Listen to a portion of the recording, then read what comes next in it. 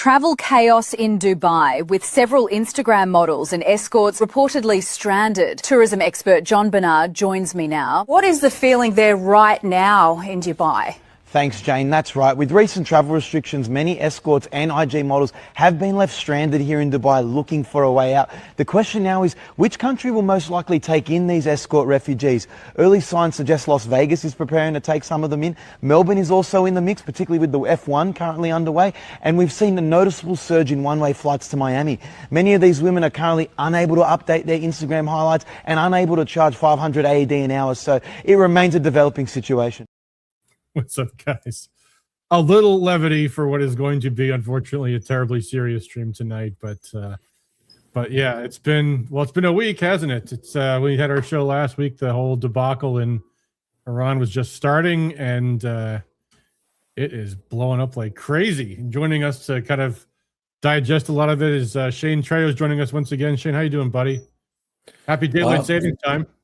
Happy daylight savings time. It's good to be back. You know, it's unfortunate. A lot of the stuff we talked about on our Venezuela stream about how that was going to lead to more interventions and, you know, have people in Trump's ear telling them, oh, it's going to be so easy to do this in everywhere in Iran. They'll just, you know, we'll just go in and kill the leader, and then everyone will capitulate to us. Yeah, what could possibly go wrong? That's the case. Yeah. So I think we should probably start just talking about what the situation actually is, because I think a lot of people actually are buying what they're selling, that everything's just going fine and dandy. And well, the people who watch Fox News certainly think that. Yeah, although if you've been watching closely, the story keeps changing. The timetable went from 4 days to a couple of weeks to 4 to 6 weeks to now Trump is not ruling out the draft. Not ruling out the draft. That was Carolyn Levitt today on one of the morning shows.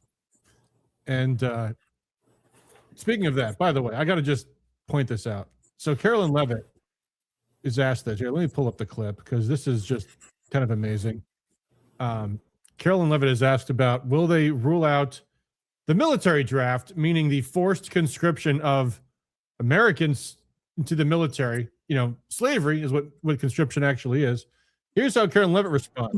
It has been, and it will continue to be. And President Trump wisely does not remove options off of the table. I know a lot of He wisely.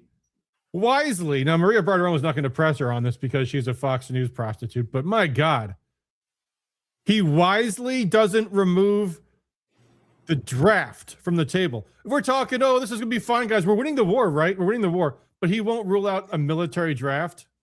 Something wrong with this picture, folks? Well, I mean, it's not good optics for, you know, Gen Z. I guess, you know, we're millennials, so I guess we're a little bit aged out now. But for Gen Z voters who, you know, grew up, you know, not wanting these wars and kind of steeped in, you know, all these wars were always going on. They're all been disasters beyond comprehension. Now the prospect of the draft is coming, and they're going to be voting in larger proportions in every election from now on. So it doesn't bode well for Republicans now, does it? Yeah, I mean, and actually, you and me are absolutely of military age in Ukraine. They absolutely will draft people in their. Well, I'm in my 40s. I think you are too, right? Are you 40 yet? I'm not getting there. A couple of years away.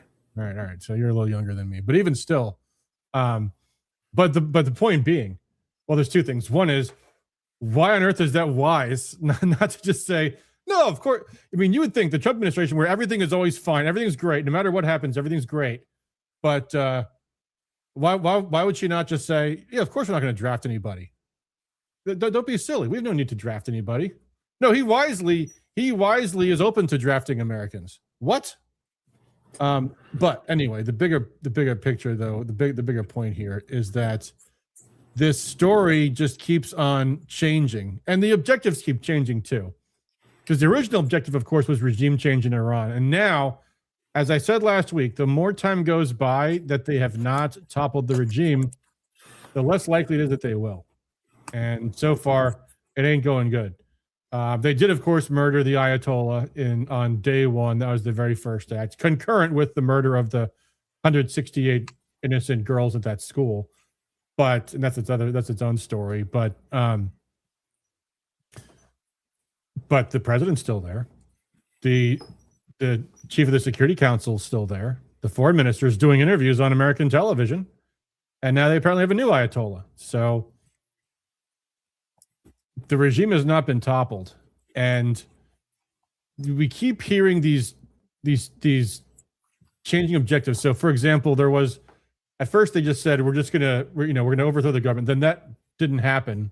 So then it turned into we're going to recruit the Kurds. We're gonna recruit the Kurds to fight the Iranians, and then that didn't happen. All of the other people that had American bases in their countries that were going to attack Iran for us, none of them actually did. And now we are 9 days into bombardment, which I don't think people understand. Like, here, let me put this up for comparison. This is what an ordinary night in Ukraine looks like. Hold on, let me pull this up here. Hold on one sec. I gotta find the picture. Here we go. Open. Sorry, guys, give me 1 second. I'll put this up on the screen. Anyway, my point being, while I'm doing this, is that Iran is a huge country. And you might think, oh, a lot of bombs dropped in the capital city are going to overthrow the government. This is a typical night in Ukraine. These yellow paths and green paths are Russian ballistic missiles and glide bombs. And this is a country that is half the size of Iran and a third of its population. And that's been going on for 4 years now. So the whole idea that we're going to assassinate the Ayatollah and then they're just going to rise up and overthrow the government is complete BS. And so now they're talking about ground troops, talking about sending in the 82nd Airborne. They're talking about trying to literally take by force Iran's oil refineries. With no and meanwhile, and again, there's another point I think people need to understand. The media for the past 4 full years covering the Ukraine story, the ongoing Ukraine war, every single mass media story has been Russia's losing, Ukraine's winning. Russia's losing, Ukraine's winning. If the story is Russia is absolutely clearly winning the day, it's but they're taking horrible losses and Ukraine is still in the fight. And yet they every single time will spin it the way they want to spin it. So you guys might want to think twice. Like, why is there a third aircraft carrier group going to Iran right now? Maybe things aren't going the way they're supposed to. And the media blackout on Israel has been like complete and total. But one thing that's been definitely noticeable is that a lot more things have gotten through, like billion-dollar radars getting destroyed. There's been plenty of footage, not on television, but you can find it if you want to see it. Footage of, and there's a lot of fake stuff out there too. But there's no question Israel's getting lit up, and they've just chewed through their supply of air defense missiles. So now what? Now what's happening? But it's clear that Iran knew that something like this might happen, and that when it did, when the Rubicon was crossed, or however you want to put it, they would have a strategy to make it very painful for the U.S., for the state of Israel, for the different regional partners of the U.S. and Israel in the area. So they have the means to make it really ugly. And if they know, like everyone else does, Trump wants to come in, get the job done, put in a new regime, make it as quick and easy as possible to have a win. And Iran is dedicated to not making that happen. And because, as you stated, such a massive country, it does not appear, despite, what they may say on Fox News, that the regime is seen as illegitimate. Probably more support for the regime. People are, I would think, since they're being, bombed and their leaders are, essentially being overthrown by a foreign power, that they would probably be more likely to rally around the regime now as they feel their sovereignty is being threatened. So despite the Fox News propaganda, it does not appear to be going well initially in Iran. And, So President Trump can always declare victory and head out, even though just say you took the Ayatollah, like Tucker Carlson said, say you took the Ayatollah out and declare victory and leave. Obviously there will be probably a lot of negative ramifications over a long period of time, but that's the best alternative of anything that's reasonably available right now. Yeah, it's clear this whole thing has been very poorly planned. And I think partly because they expected to have this all done starting from the operation a month ago when they tried to overthrow the government after the protest, which they've now admitted they were behind orchestrating. But the fog of war is really thick right now. And there's certainly no help on the internet where censorship is absolutely rampant. And Twitter, or X, I suppose it's now called, although it's behaving a lot more like Twitter now, censorship is absolutely off the scale. Everybody's been noticing it. And in fact, this is the latest statement from X on their new policies. And here's one right here. An update on how X maintains safety in times of crisis. Uh-oh. It's going to be better than talking about safety. As part of X's incident response protocol, X initiated proactive manual sweeps to identify and remove violative content less than 3 hours from the initial strikes. These sweeps have been running 24/7, which is what? Sweeps of what exactly? X is actively scaling its enforcement by building heuristics and grok-based defenses that can detect and enforce against new forms of violative content that can emerge on the platform. These defenses allow us to scale at speed, ensuring our users are protected in real time. Additionally, conflict-related community notes have been shown on more than 20,000 posts and have been seen more than 100 million times so far, and still growing. X applies media matching to ensure notes written on misleading videos and images are automatically applied to other posts with matching. This has all been a complete shit show, by the way. Which may also explain the 168 dead girls too, because apparently the same company, and actually no, it's not the same company, but it's another AI company, not Palantir, but the other one that they just canceled the contract for. Maybe they were the ones that were in charge of the targeting. Anyway, X's incident and crisis response are robust protocols designed and tested for events that may lead to widespread proliferation of potentially violative content on the platform. We continue to monitor trends on X and ensure content is authentic. Orwell will be so proud. Yep. They've deemed your content disinformation, and you are taken down. Yeah, and we know, that's, a lot of, Elon Musk has, gets his bread buttered in the defense industry and through government grants. So when it's looking like that, when you're allowing, what's coming out of the war effort is going to make those entities very unhappy. Suddenly you have this censorship. Yeah. Here's another one. This is from the Center on Conscience and War. So there's a big story in the middle of this week, which we're going to talk about in our next segment, which is that apparently over 100 people have filed complaints about the religious fervor of some military commanders who are telling them that this is their work towards the apocalypse.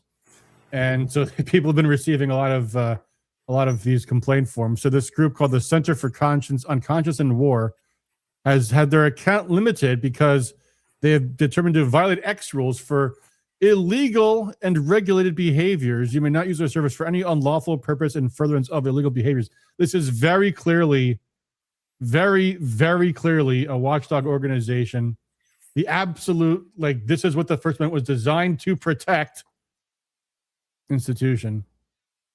And here it is. So they've temporarily disabled some of their account features. So there was that. And yeah, everybody on X has been noticing that it just gets it's what happens in war. It's what always happens in war. Here's another one. This is from a group called Appalachian Liberty. Gee, I wonder why Appalachian Liberty might have their content censored. Here is what they were upset about. X was upset about. So Appalachian Liberty at Liberty_Extreme, tweeting at Harrison H. Smith, who I believe is an InfoWars host, wrote this: Israel would be easy to destroy. Just quit paying their bills for them and defending them when they stay a new war. In other words, he's saying that Israel depends entirely upon us for money and to fight their wars for them. is what that clearly is intending to say. Hate speech, violent speech. What's violent about this? Quit giving them money and sending our troops to die for Well, them? I guess the idea is that anyone who states that, quote unquote, Israel doesn't have a right to exist is saying violent things, whereas, you're just didn't say that arguing even. you're arguing for a political change in real terms, but they want to make that into a violent statement and then say it's hate speech and then throw you off of X or throw you off of social media, deplatform you, debank you, the works. I've been seeing, more of, people, Ben Shapiro types are saying that Candace Owens and Tucker Carlson are mentally ill, and they something needs to be done about what they're saying to their audiences. So we're seeing this is going to build up more and more, and there's going to be more of a cancel culture push on the right from those who are in the pro-Israel lobby, the hardcore Zionists. We're going to see that aimed more at people who've been America first, much longer than the likes of Ben Shapiro. But they're going to get thrown under the bus because now Trump has adopted this aggressive neocon-esque posture against Iran, and it's not going particularly well. The people that haven't risen up, and we all hope that it doesn't turn out so bad, but the stars are aligning against us. And then you see the gas prices going up. It's getting real bad. It's only just started. In fact, let me play this clip real quick. This is from the Duran. They're interviewing this guy that we're going to be listening to is Alex from Reporterfy, and he's talking about just what's going to happen in the world of fuel prices. Now, keep in mind, it's not just Iran. The entire Persian Gulf is currently shut down. The Strait of Hormuz is effectively closed. How is the Strait of Hormuz closed if we've won the war? The Iranians are defeated, and yet somehow the boats just aren't going. You know what else Trump said the other day? He said, we're going to escort them. We're going to escort them militarily. He put out a tweet saying, I have ordered that our government subsidize insurance at a reasonable price for the shipping vessels to go through the Strait of Hormuz. And then the next day, that was all just out the window, like it never, ever happened. But here's what they said. Here we go. I think he's underestimating it. Oh, hold on. I actually opened the clip in my program here. Here we go. I think he's underestimating it to $150 a barrel. Yeah. We have to understand that, the Iranians here have been out of the SWIFT banking system for decades. Mm-hmm. And they've been, circumventing these rules and getting their oil into the global market, and especially customers like China.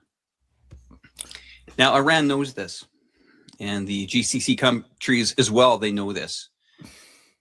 So this is going to cause not just a bottleneck with trying to get energy out to the rest of the world, especially Europe, but this is going to play out with currencies. This is going to play out in the financial system. We are already seeing it, and I'm actually quite surprised with the current barrel of oil and the natural gas, with all the news that's come out on that these haven't 4x'd or 5x'd in the last week.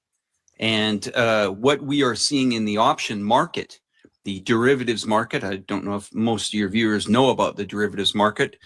It has a notional value between $600 trillion to $1 quadrillion. Now, what is protecting that? Mostly the Americans and their CME market in Chicago.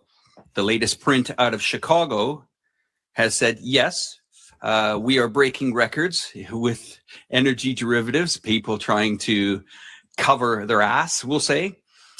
But they're also pointed out something that is quite worrying, that what is backing these 600 trillion to 800 trillion, 900 trillion, wherever you pick the day, there's only about $300 billion backing it.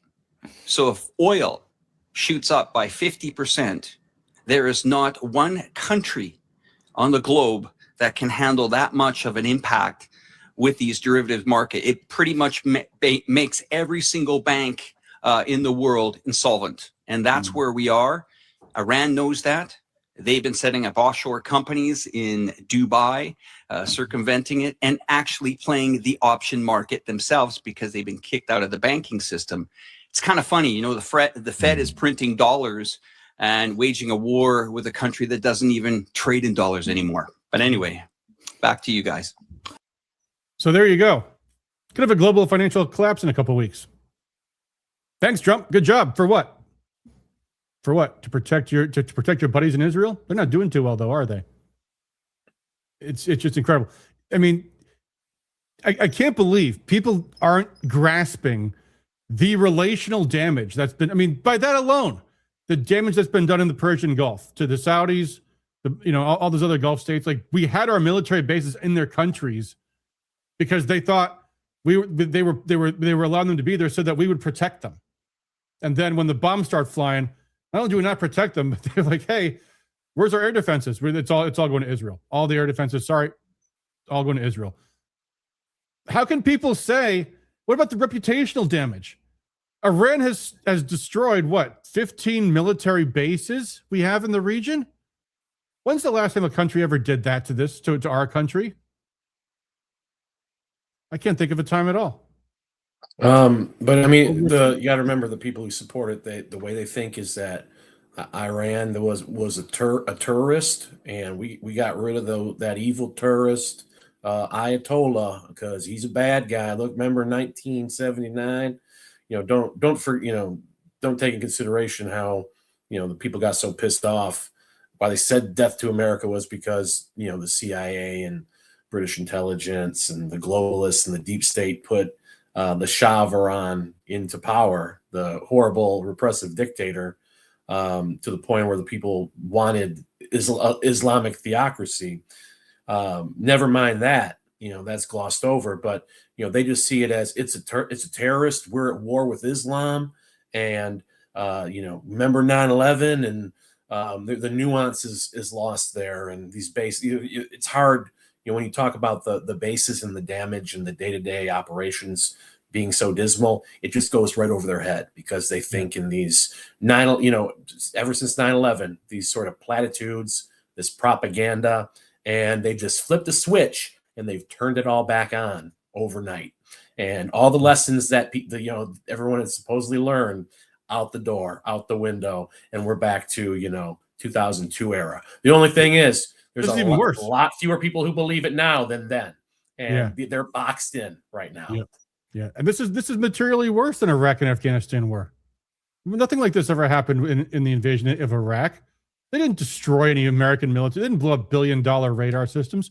Here's this is Robert Pape, who's an absolute expert on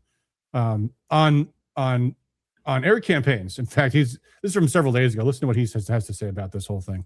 I have studied every air campaign since World War I. This is my specialty. I spent 3 years teaching conventional targeting strategy for the U.S. Air Force. I've studied leadership decapitation in detail. I've modeled the bombing of Fordow, the regime change in Iran, for 20 years. So this is something I know quite a bit about. And literally 10 days ago, I started on Substack the escalation trap because I worried exactly watching the Armada being built, we would fall into the escalation trap. And that's what's happened.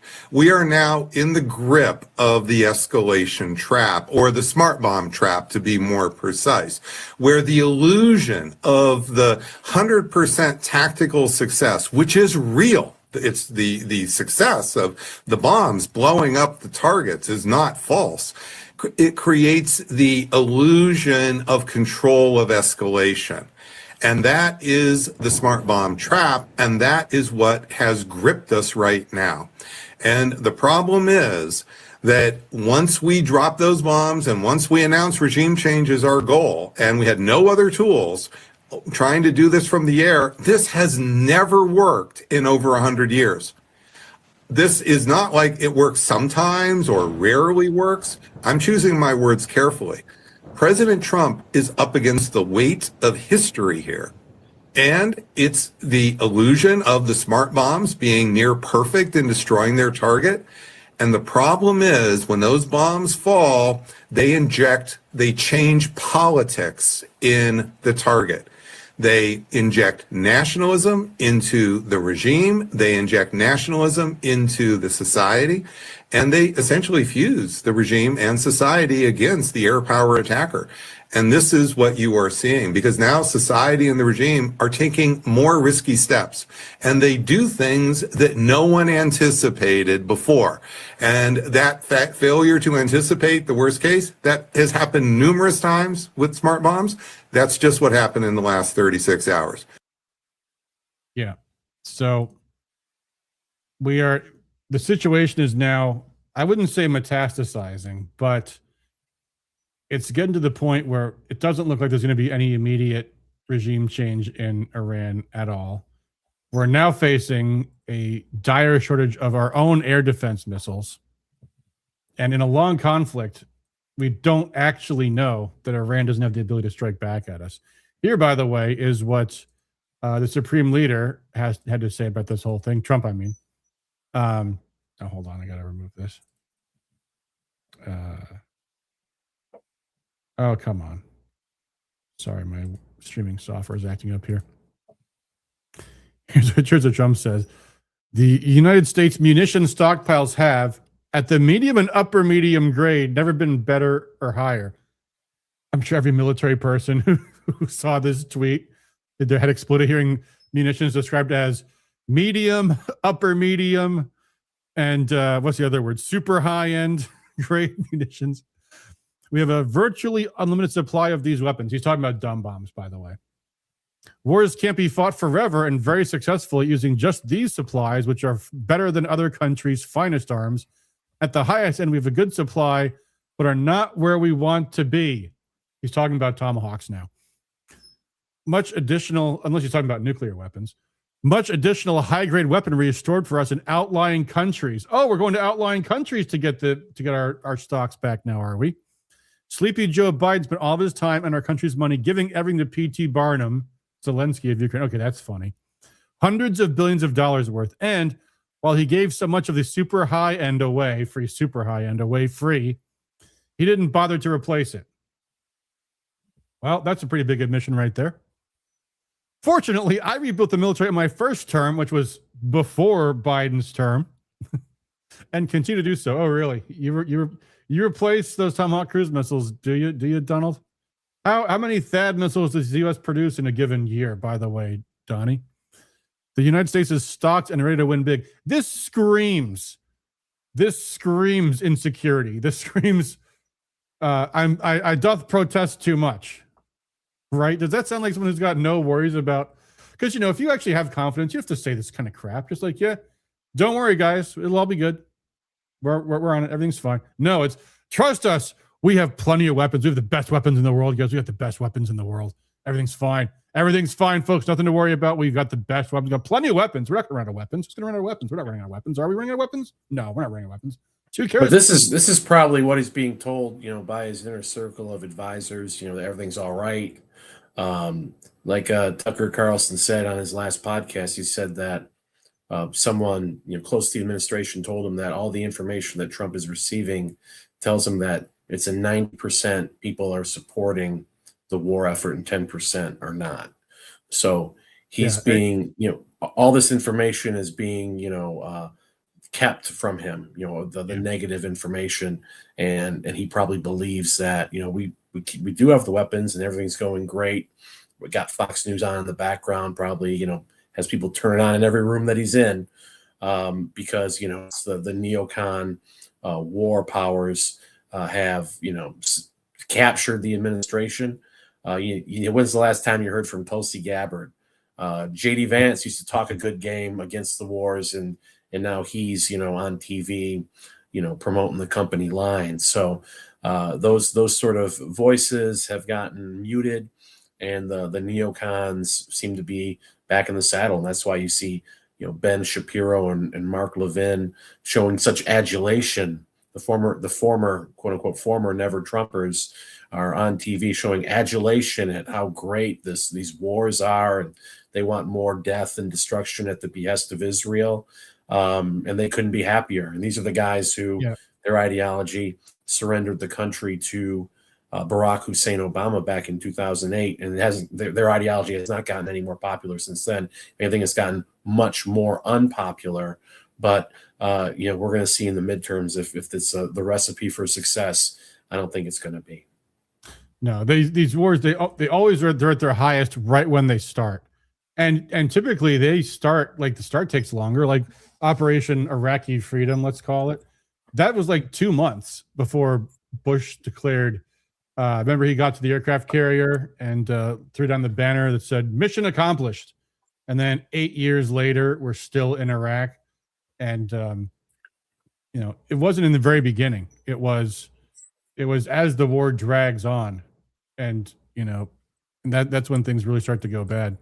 I couldn't find the clip. I know I have it on my timeline somewhere on X, but someone played a clip of Donald Rumsfeld, the defense secretary in 2003 when we went into Iraq. By the way, why am I all blurry? Is that my camera? Can I fix? There we go. Okay, that's good. I got out of focus there. And Rumsfeld says this operation, it'll be 6 days, 6 weeks, maybe 6 months, unlikely. It was 8 years. 8 years. He said 6 days or 6 weeks, maybe. And Trump keeps changing it too. First it was a few days, then it was a few weeks. Now it's a few months, 4 to 6 weeks. It's the same story. It's the same exact story. And they changed their story about why they went in the first place too. It's a real scandal because, of course, the issue is this war even legal?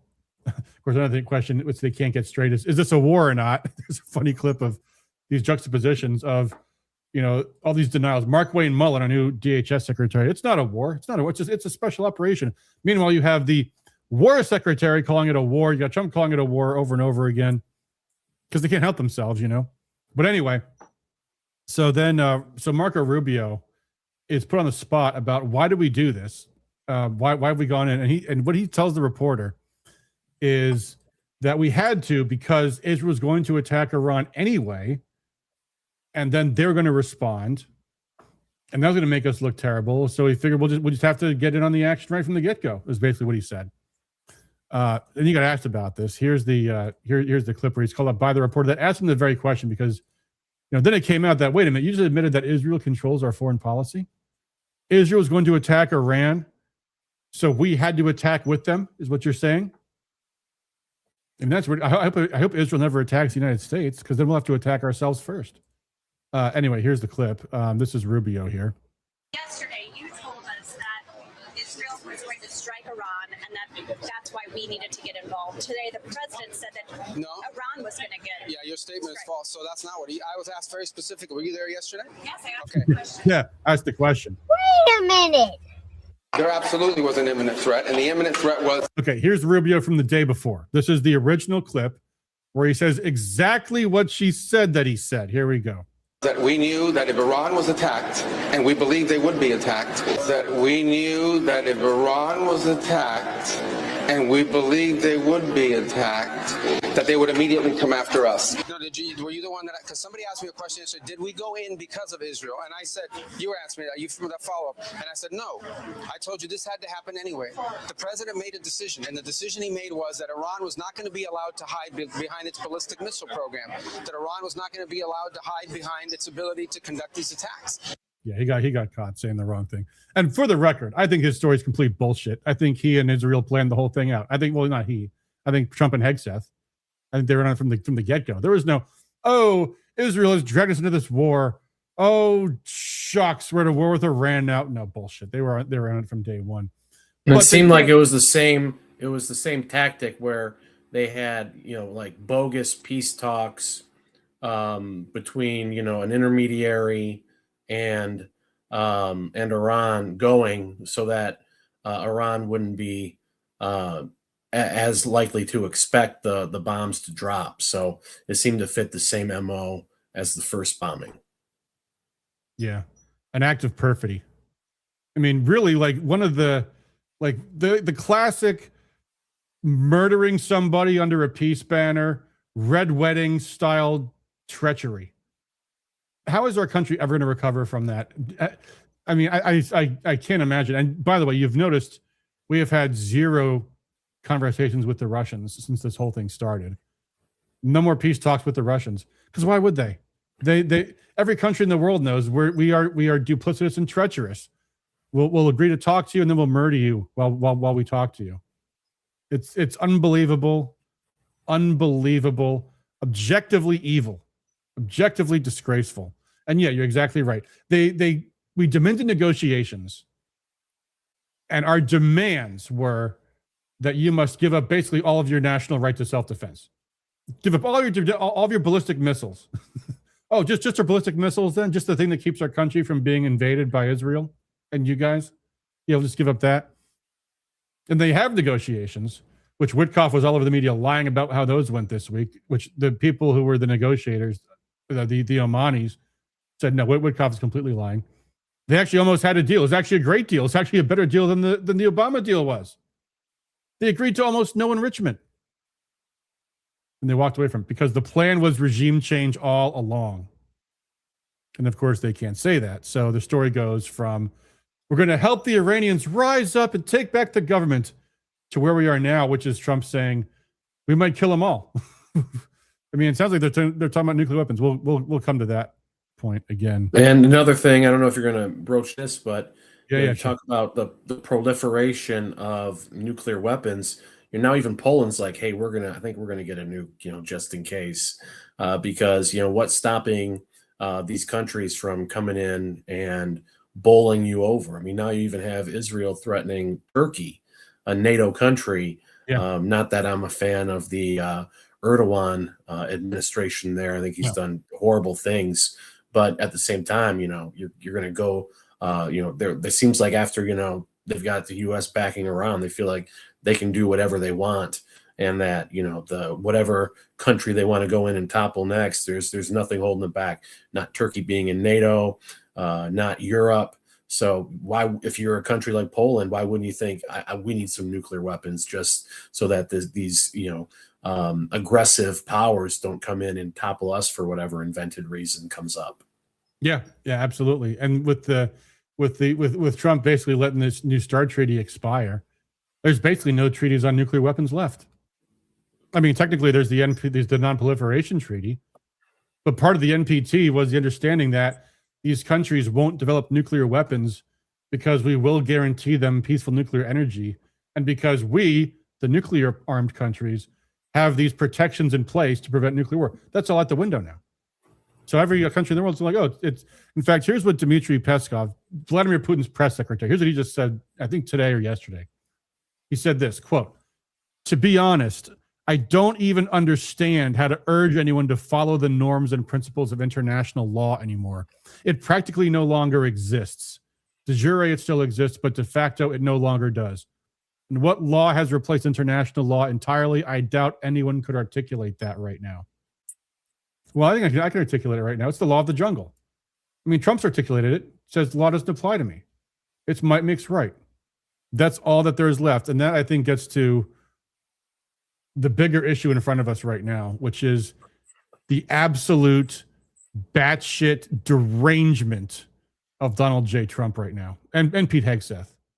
And if you guys have seen his posts on X or watched his interviews, you know what I'm talking about. This is beyond the usual tough guy talk. This is straight up genocidal psychopathy. This is straight up murdering civilians and laughing about it. These people are absolutely sick. Here's Pete Hegseth to start one off, although Trump is probably the worst offender of all these things. But this is Pete Hegseth. Listen to this. After all of this, does this put U.S. personnel in any more danger than they otherwise would be? Well, the Russian involvement. No one's putting us in danger. We're putting the other guys in danger. That's our job. So we're not concerned about that. We mitigate it as we need to. Our commanders factor all of this, but the only ones that need to be worried right now are Iranians that think they're going to live. Does this put U.S. See that grin on his face as he's saying the Iranians who think they're going to live? This guy's a fucking murderer. I think it's just kind of like an over-exaggerated bluster and bravado. They talk about how we're unstoppable. Like one of their talking points is, well, now there's no men in dresses plotting things here these days. So it's kind of like an exaggerated bravado of like, well, the military's back, so we're going to show these guys who's boss. We're going to have this tough guy talk, and I just think that it's not going to be. It's not backed by reality. It's not. It's going to as the war effort continues. they're not going to be able to gloss it over with those kind of like Top Gun macho talking points.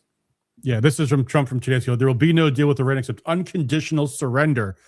After that, and the selection of a great and acceptable leader, which right there, I mean, that is in writing a crime. It's just, Iran is a sovereign country. You don't just get to pick their leaders for them. We and many of our wonderful and very brave allies and partners, we have no allies, we have no partners, we only have vassals and slaves. We will work tirelessly to bring Iran back from the brink of destruction that we have put it in, making it economically bigger, better, and stronger than ever before. Iran will have a great future. Make Iran great again. Thank you for your attention to this matter, DJT. Unconditional surrender. He's literally like ripping up the off-ramps. So Tucker Carlson has done a number of outstanding programs today revealing the really sick, twisted religious ideology behind this stuff. This is not Christianity. This is some bizarre, mutant, Zionist heresy. But anyway, so Tucker had mentioned, and by the way, you referenced that he didn't even go to the last time because he's being fed these polls saying MAGA supports him 90%, which is a bullshit poll. If you look at the poll, it says 30% of Republicans identifying as MAGA. 30%. So you got 90% of 30% of one half of the public. Great. Oh, that'll really go. Or no, I'm sorry, not one half, 1/3. We're talking Republicans, 1/3 independents, 1/3 Republicans, 1/3 Democrats, roughly. Yeah. 90% of a third of a third. That's like 1/10. That is 1/10. That's the popularity. Yeah, I've seen the opinion polls seem to bear out that it's between 30 and 40% of the public who support this, and usually at the start of a war effort, it's much higher before the reality sets in. That's before gas prices go through the roof. That's before people start realizing we left 1 million Americans stranded in the Persian Gulf. Yeah, this guy comments, Trump increasingly must know he's messed up, instinctively doubling down. Yeah, he's in this double down cycle, this escalatory death spiral. And it's getting way out of control already. He probably thinks if he ups the tough talk and the tough action and the tough rhetoric, that'll get Iran to fold. But it seems like Iran realizes that they're in a position where their back's against the wall. If they surrender, the regime has nothing left. So they're all going to be a lot of them will probably be killed, or if they surrender, even if they surrender. So what choice does the regime have but to fight at this point? And I don't think the tough talk's going to phase them, because they realize they're going to be dead, or their country will be taken over as the only option. There's no option for peace at this point. So they're in a position of where their self-interest is going to be to fight. Yeah. Here's Trump again yesterday. Iran, which is being beat to hell, you can tell he's desperate to say these things, has apologized. And so the backstory to this, for those who don't know what he's talking about here, this is classic Trump misinterpreting events. Actually, this post kind of explains it pretty well. Actually, no, it doesn't. So what happened was the president of Iran, Pezeshkian, gave this press conference a couple of days ago where he's basically saying he's trying to de-escalate with the Persian Gulf neighbors, Saudi Arabia, UAE, all the rest of them. And he says, look, if you guys don't attack us, we won't attack you. That's all he basically said. And also the implication also is, by the way, if you do attack us, if you allow the Americans to attack us from your soil, we will continue to attack you. But the implication was, let's de-escalate between us and our neighbors here, okay? Our fight's not with you guys, it's with the United States. That's what he was trying to say. Here's how Trump takes this. And you can't ever tell Trump if it's delusion or spin. He says, they have apologized and surrendered to its military. Nothing in this speech was any surrender. He said, we're going to keep on fighting. That's what he said. The president of Iran, that is. And promised that it will not shoot at them anymore. This is complete bullshit. This promise was only made because of the relentless U.S. and Israeli attack. They were looking to take over and rule the Middle East. That's complete bullshit. This is the first time that Iran has ever lost in thousands of years to surrounding Middle East countries. Sure, buddy. They have said, thank you, President Trump. I'm sure they did. They have said, you son of a bitch, get this over with as soon as you possibly can. Please, we're dying here. I have said, you're welcome. Iran is no longer the bully of the Middle East. They are instead the loser of the Middle East. You losers.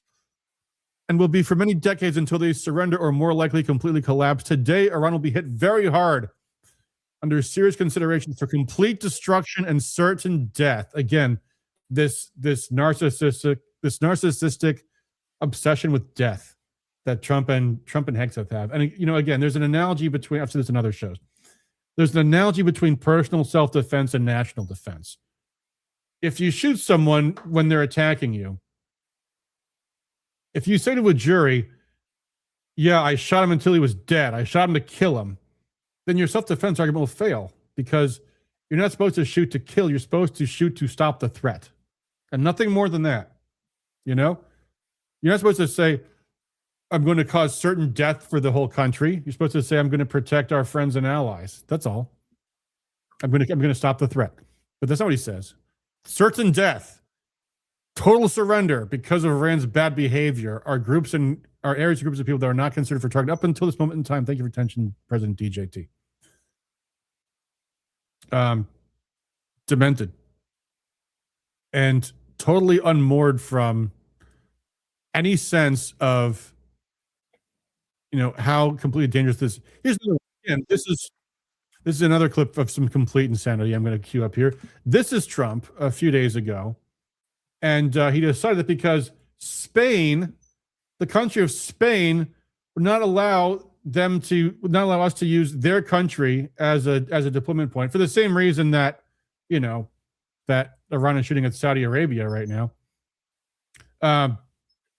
Trump decides that he will. Here we go. Let me play the clip here. This is amazing. Here we go.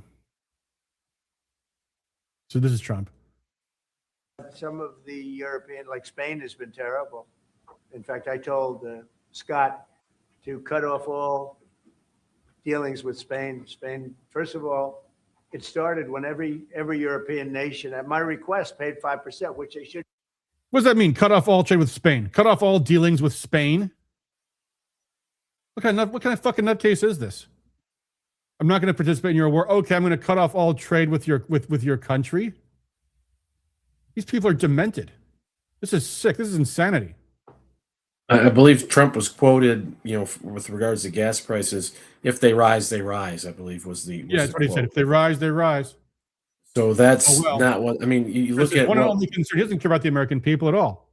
He cares about his war for Israel. The number, the top issue, people are still getting crushed by inflation. Some of their healthcare premiums have doubled and tripled. And the costs are still out of hand, and then now you get this war, where we're told it was necessary. Very few people, Fox News watchers, believe that, but not too much of the rest of the population believes that. So you've got a war that really wasn't necessary, and now you're paying 60, 70 cents more at the pump, and that was the big thing with Trump is, hey, you're paying less in gas. There's, different things that have improved since he took over from Biden economically. But now, the biggest thing is probably shot. And, people are like, well, it'll go back down. But still, the damage was done, for, however many weeks or months, you were paying that much higher because President Trump listened to the neocons and started a war with Iran. When, at the time, and they've all but admitted, in Rubio's case, pretty much did admit that it was done because Israel forced their hand. And you look at the polls and what people think of the state of Israel in the United States, never been lower in history. So these things are just showing that it's going to be just terrible in the midterms, and it's sad because this is a lot of good Republican candidates are probably going to lose because of these policies. So it's really a shame. Yeah, it really is. By the way, here's how after Trump's spinning of the Iranian president's olive branch to his neighbors, here's how the foreign minister reacted. This is what happened yesterday. This is what he put out. This is his statement. President Pezeshkian's openness to de-escalation within our region, provided that our neighbors' airspace, territory, and waters are not used to attack the Iranian people, was almost immediately killed by President Trump's misinterpretation of our capabilities, determination, and intent. Intentional or not, I don't know. Nobody knows what's in Trump's mind anymore. If Mr. Trump seeks escalation, it is precisely what our powerful armed forces have long been prepared for and what he will get. By the way, such a contrast between Trump's preening and posturing versus Iran, just like, we're ready. Like there was one, I think it was it Arachi? It might have been Arachi. Maybe it was somebody else. They were on one of the American news programs a day or two ago, and they say, what are you going to do if America sends in their ground troops? He's like, bring it on. We're ready for them. We can't wait. Anyway, that's confidence. But anyway, responsibility for any intensification of Iran's exercise of self-defense will lie squarely with the U.S. administration. Mr. Trump's week-long misadventure has already cost the U.S. military $100 billion, in addition to the lives of young soldiers. When markets reopen, that cost will balloon and directly be transferred to ordinary Americans at pumping stations. It's already started. Mr. Trump's own National Intelligence Council, representing input from the 18 intelligence agencies of the U.S., determined that war on Iran is destined to fail. I didn't know that, but I'm not surprised. I also warned Mr. Trump's envoys that war will not improve their bargaining position. Were these warnings conveyed? The American people voted to end involvement in costly quagmires in the Middle East. Oh, that he hit us hard right there. Instead, they've ended up with an administration that Netanyahu, after decades of failed attempts, finally managed to dupe into fighting Israel's wars. This is a war of choice pursued by a small cabal of Israel firsters, and Israel first always means America last. Damn, Trump supporters. How does it feel that the Iranians have our fucking number, huh? How fucking sad is that? They can see what's I mean, it's they can see what's happening, and you can't, some of you out there, and you know who you are. Sorry, Shane, go ahead. Yeah, it's hard to disagree with the fact that, this is Israel guiding the U.S. government to go to war. I mean, usually it had been more of a different pretense, or you'd kind of have to look beneath, read between the lines to kind of see, Netanyahu pushing for the Iraq war, and different Israel interests kind of pushing behind the scenes to get the U.S. more involved in something. This time it's so blatant. It's so impossible to see it basically any other way that, and then the afterwards, the talking points come out. Well, Trump's ending the 47-year war with Iran. They've been at a 47-year-old war, and Trump's ending that war. And you see people, and good people who I like, kind of regurgitating, falling into these points. It's like, well, how come no one said anything about this 49-year war or 47-year war before 4 days ago? How come you never heard this or talked about this before? Yeah, why didn't Joe Biden or for that matter Trump in his first term bring up that 47-year war? You never heard about it. I mean, it was invented as a talking point to sell the war to conservatives, lead them astray and take them back to the America last neocon days of Bush. And now that seems to be where we're at. And Trump's is going to have to declare victory and just totally stop and totally leave. But there's going to be negative ramifications that happen regardless of whether that happens now. But just saying we won and leaving is the least of all bad consequences that can come at this point from the war effort. He is writhing in the trap the neocons laid for him after he walked right in it, and now he is just struggling to escape and digging himself in deeper. I've said that before with the Ukraine situation, but this is much worse now.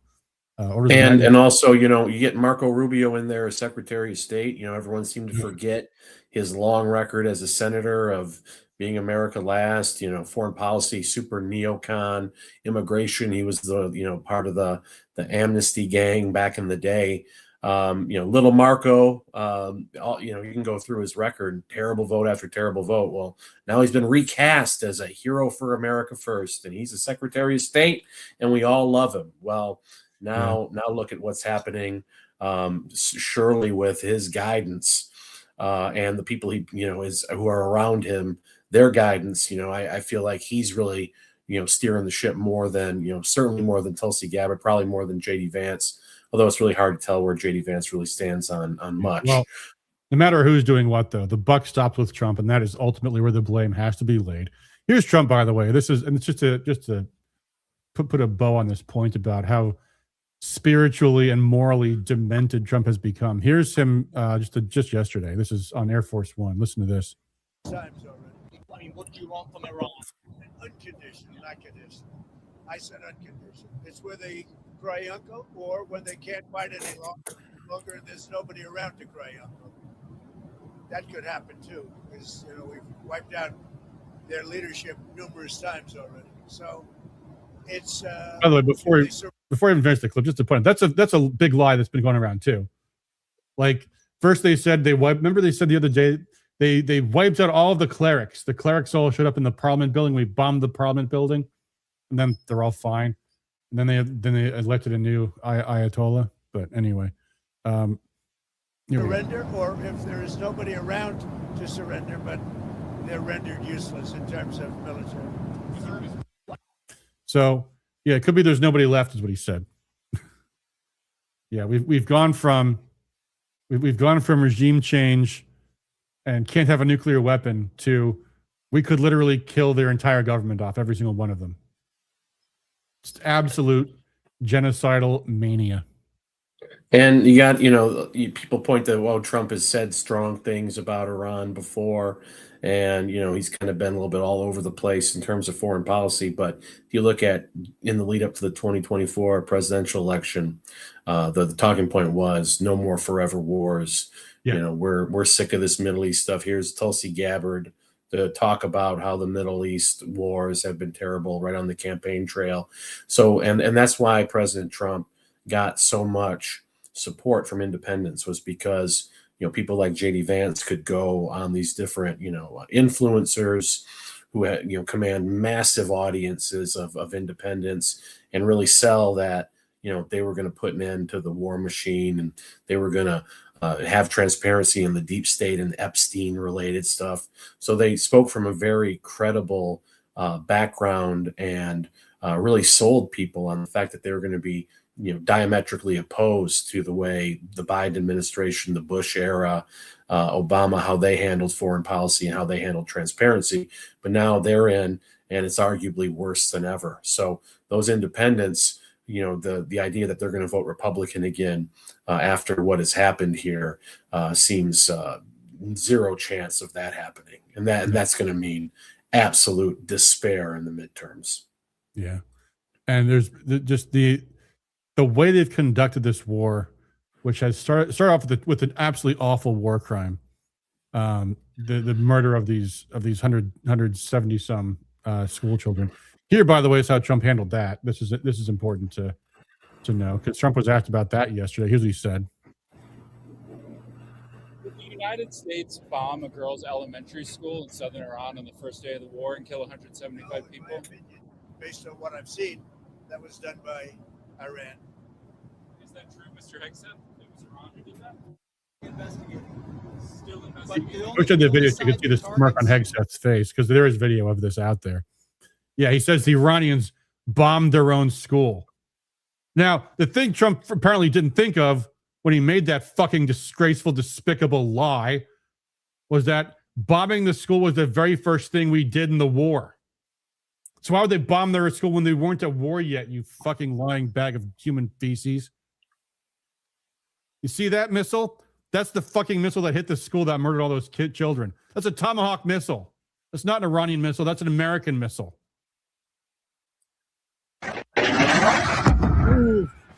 There, that's the missile that murdered those children. Well, we've seen this These are the commonly. You murdered, Donald Trump. These are the children you murdered. We've seen this commonly in Israel-backed military aggression, where they will target the kids and make excuses afterwards. So there was a terror base in the school or in the hospital or in the historic Catholic Church that Israel bombed. So now that you have this blatantly Israel-led military operation, this is kind of the thing you'd expect to see it. In fact, it's funny because when this was posted, our Russian with Attitude posted this, and they say Ukrainization of the U.S. is complete, because Ukraine does this all the time too. Whenever there's a terrorist attack on Russia, they bomb themselves. They bomb themselves. That's what they say every single time. So yeah, it's a common tactic among nations with no honor. It's a common tactic. Disgraceful. I don't know how anybody can look at this scenario.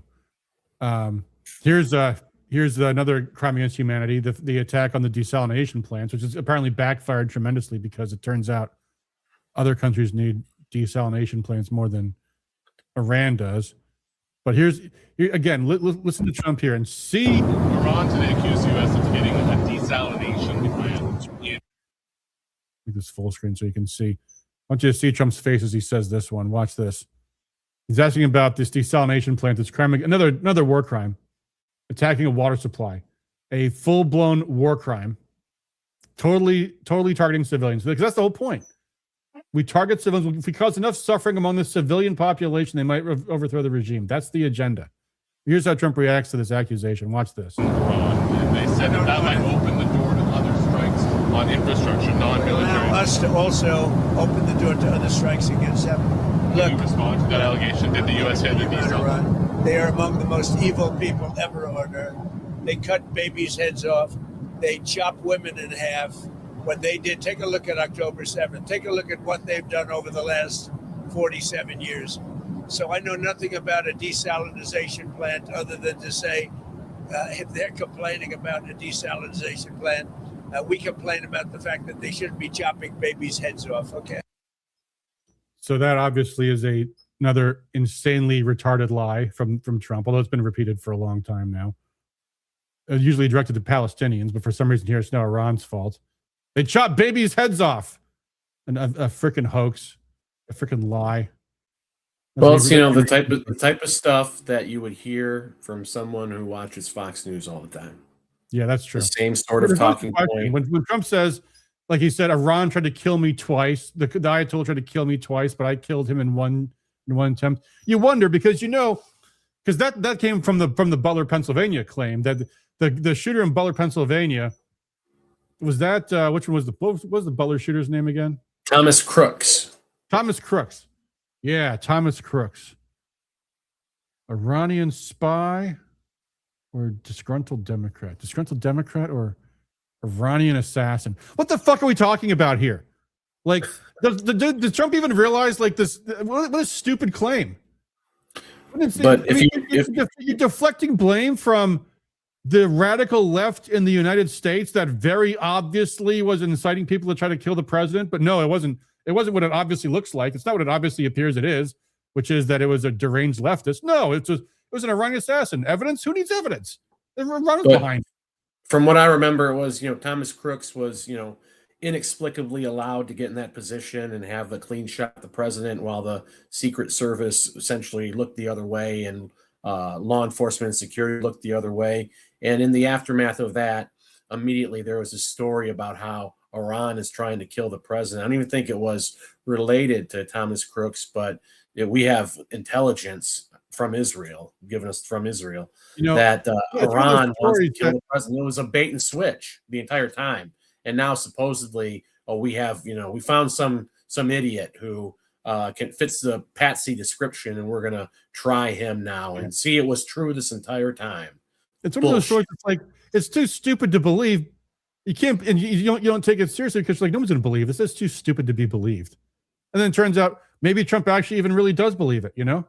It's like, okay, you're not going to like this because this happened at your event the other day. But these two ladies I was talking to, one was like, "Oh yes, the Venezuelans stole the 2020 election." And the other one's like, "Mm-hmm." It's like, what?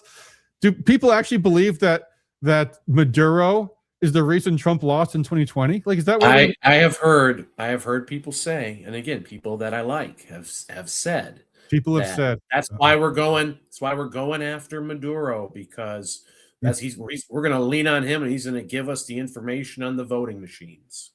Yeah, I've heard that from quite a few people. My God.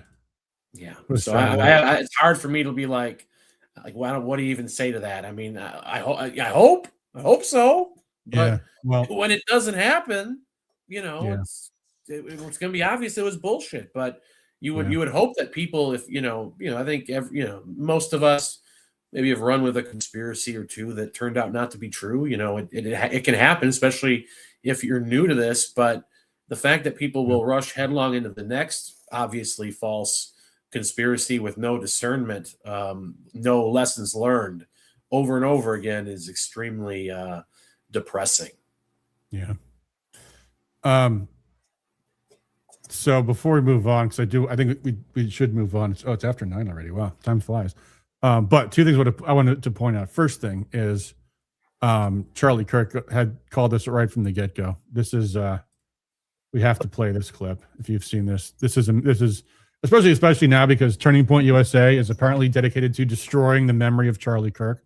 They erased all of his old podcasts. They've all been wiped from the record.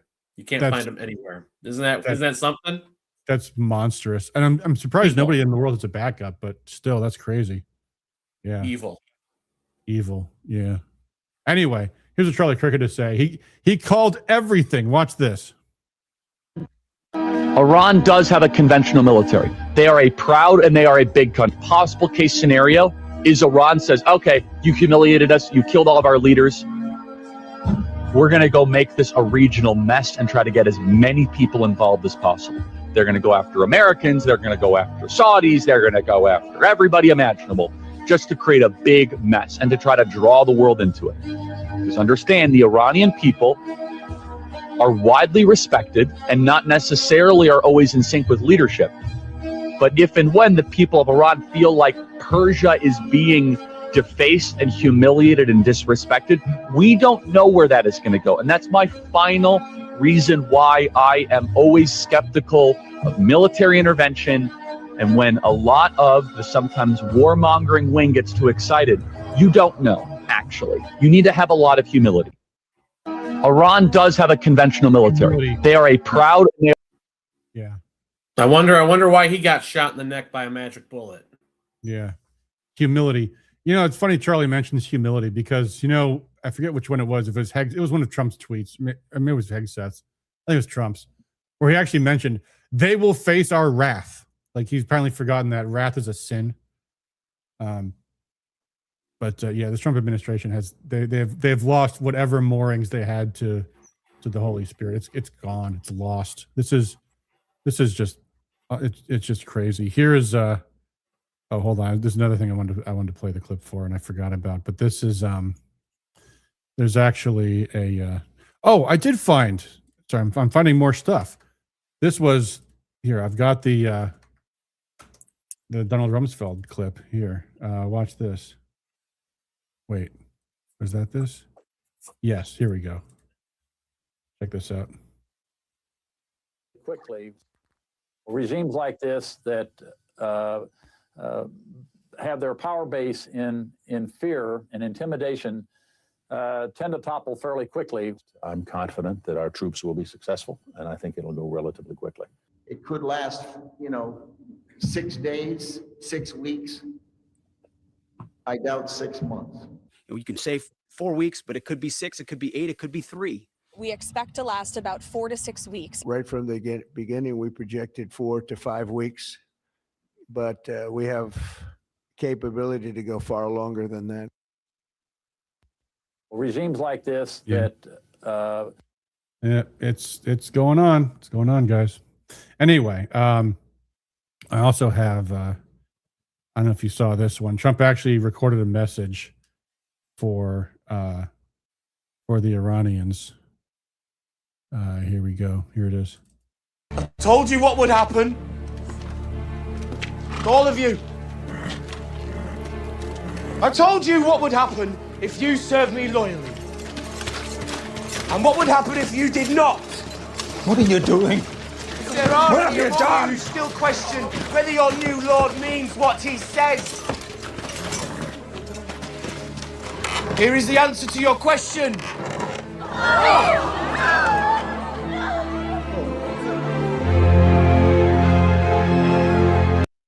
Anyway, we got a Game of Thrones themed show going tonight, I guess. But that was, of course, from Game of Thrones, where the false lord tries to establish dominance by murdering children. You know, actually, in the show, the fault to that is that guy ends up getting tortured for the next year in a dungeon. But anyway, don't know why I thought of that for some reason. Well, I mean, I hope that somehow Trump can turn it around. I mean, I hope so. I don't see how. I have no idea how.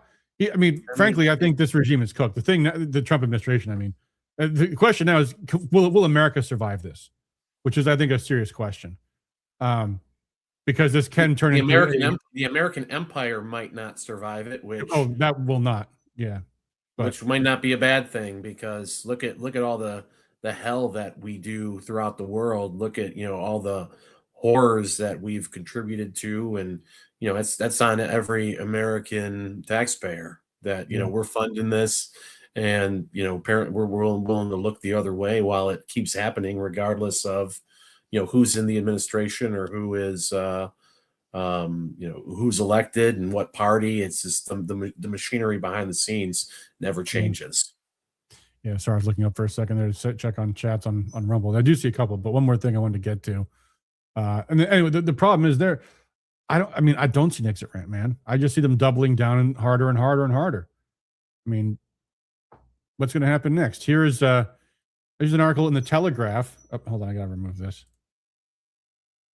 In the Telegraph, where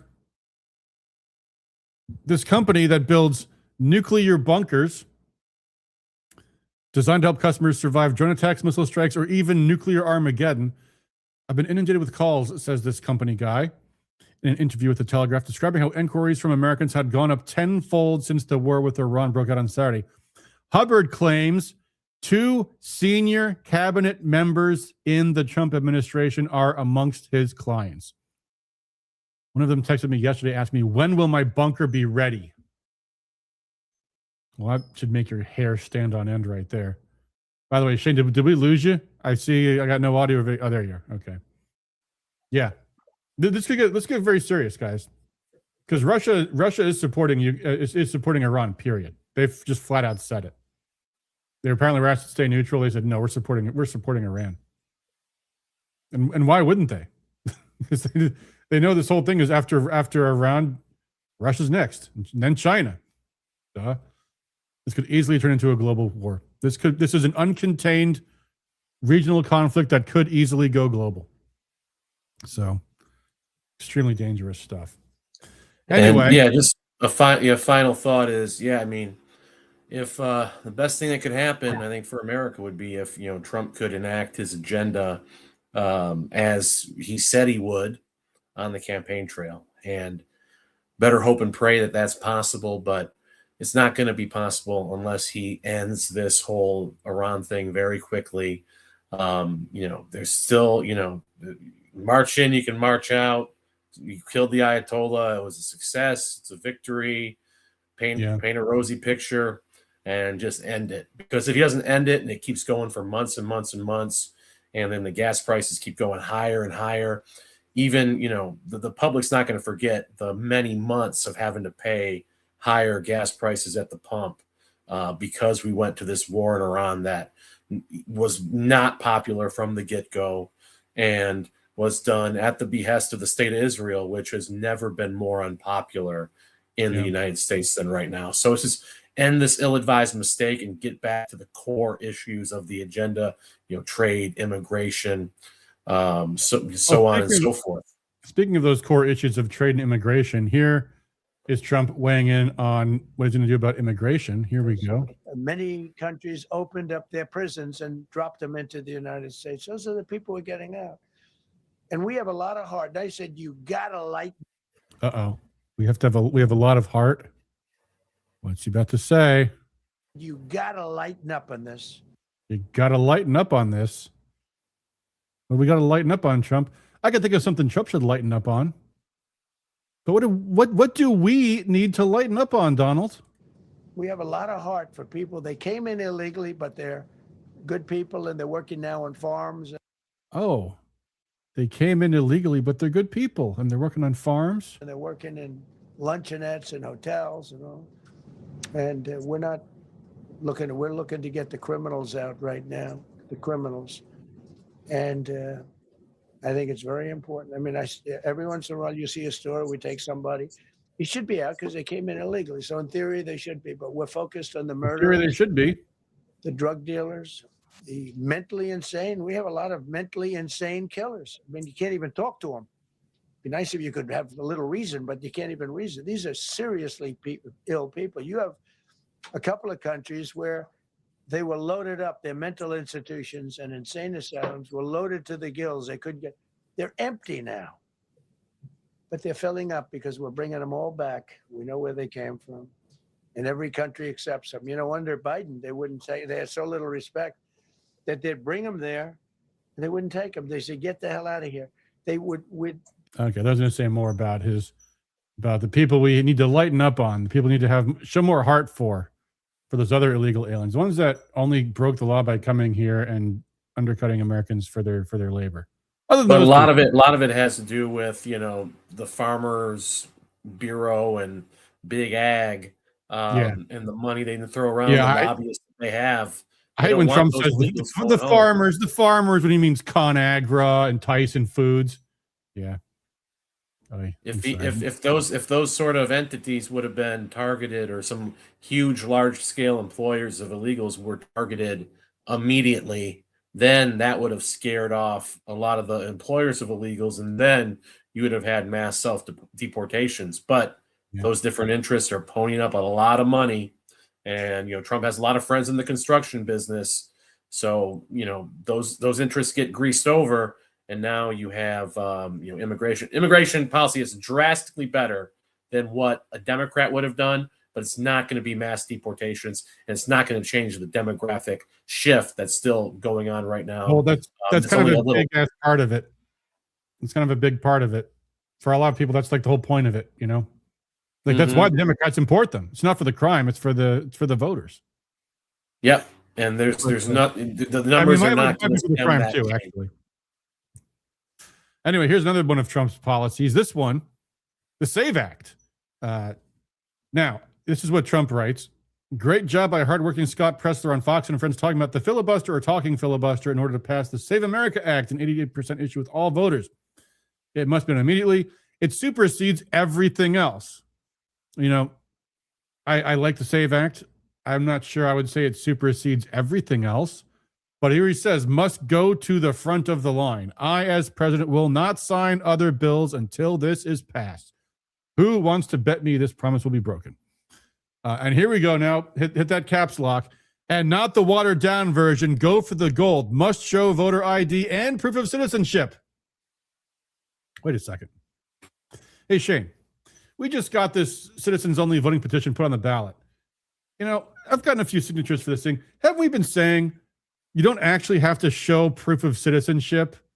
Because that'd be a really bad burden, right? If you had to show proof of citizenship just to register to vote. The idea is it's the burden of the state to establish your citizenship, not that you have to bring in your immigration forms, you know? Like, that's the Democrat talking point, is it'd be really better if we had to actually stand there and prove we're a U.S. citizen, right? But that's what Trump wrote here. Must show proof of citizenship. That's what the bill is. Must show proof. That doesn't sound smart, but it goes on. No mail-in ballots except for military, illnesses, ability to travel. No men and women sports. That's not the same thing. Why is that here? Why is that not the front of the line? No transgender mutilization for children. Okay. Well, whatever mutilization is, that's probably as bad as mutilation or worse. Do not fail, President Donald J. Trump. I mean, here's the thing about the SAVE Act. Like, I get it. It's a good bill. I get it. It will reduce illegal voting, but not all that much. I mean, comparatively speaking, the big source of vote fraud is absentee ballots. But the other thing too, though, I think is, well, first of all, I don't think it's going to pass. I think despite all of Trump's bluster, I think it's dead in the Senate already.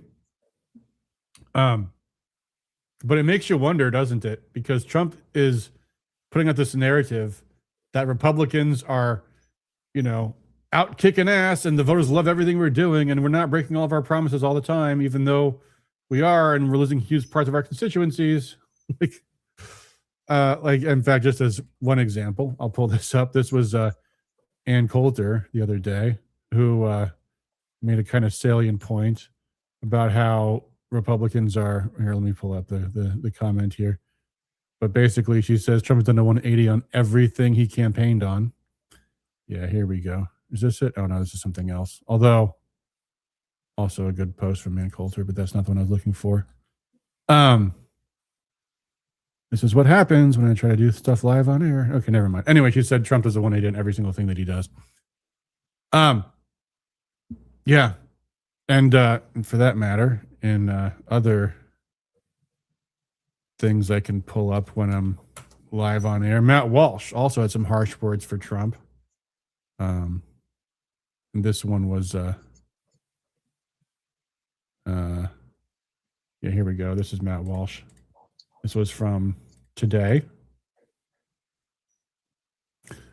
And he's quoting Lindsey Graham, who apparently, this is another thing that just boggles my mind. Lindsey Graham apparently speaks for the administration, which is incredible. He just makes foreign policy. He goes to Israel. There's a story that he was apparently coaching Netanyahu on how to sway Trump on how to sell Trump on the war, how to manipulate Trump. Anyway, so quoting from Lindsey Graham, marching through the world and clearing out the bad guys is a very clear articulation of the neocon war hawk mentality. It's also been rejected by conservative voters for the last 10 years at least. Lindsey Graham wants to drag us back into it. He has no children and doesn't care what kind of harm it brings to future generations of Americans. So, and did you see Meghan McCain's comment? She was like, you need to get this guy off TV. You need to get Lindsey Graham off because it's making people hate this war. Yeah, well, I think that, yeah, they hate it bad enough as it is. Another thing about the war, and I guess, did I lose it? Yeah, here we go. Let me pull this up too. This was sick. This is today, by the way. This is Tehran today. Another crime against humanity. They blew up a huge oil depot that shot oil vapor into the sky so that they now have oil rain raining down on them and causing diseases in the entire country, at least a big part of it. Another crime against humanity. Incredible. Absolutely deranged. So anyway, so the election's going to go horribly wrong in November, and Trump's going to claim it was the illegals in Venezuela. It was the Cubans.